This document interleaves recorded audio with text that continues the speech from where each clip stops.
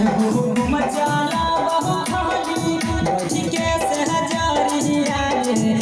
हुकुम चला बहु खाली बची के सहजरिया गे काहे लहलैनी हमारा महुगी सहरिया गे काहे लहलैनी हमारा महुगी सहरिया गे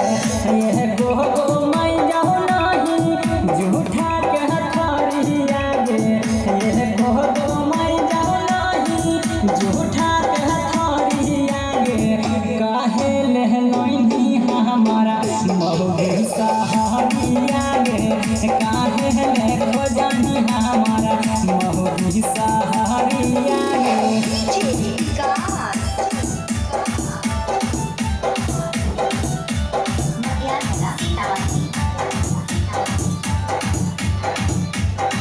तनिको नहीं काम काज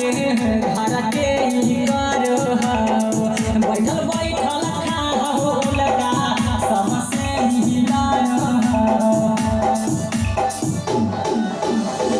तनिको नहीं काम काज घर के ही करो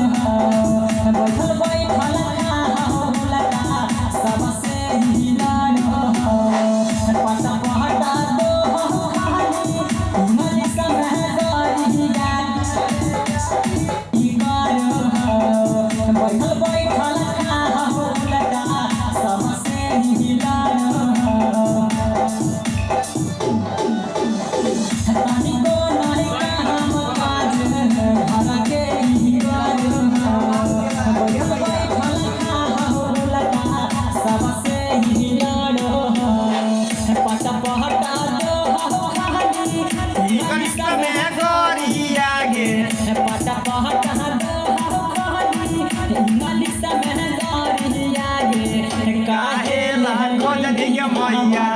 महुगी सहरिया गे काहे खोजली मैया महुगी सहरिया गे ये हमारे नवीन बाबा है। देखो जिस नवीन बाबा जरा लो न हसी बाबा के मैया फुटलो कहरा मामा नया नया घरवा में करो गहरा मामा ए मैया जरा लो न हसी बाबा के मैया फुटलो कहरा मामा नया नया घरवा में करो गहरा मामा राही डहरा बैठी बहरिया गे बिहू पर भातर बैठी बहरिया गे काहे लहलैनी मैया महुगी सहरिया गे काहे ले खोजली मैया महुगी सहरिया गे महुगी सहरिया ने तो देहती है तोरा चाहिए हो भैया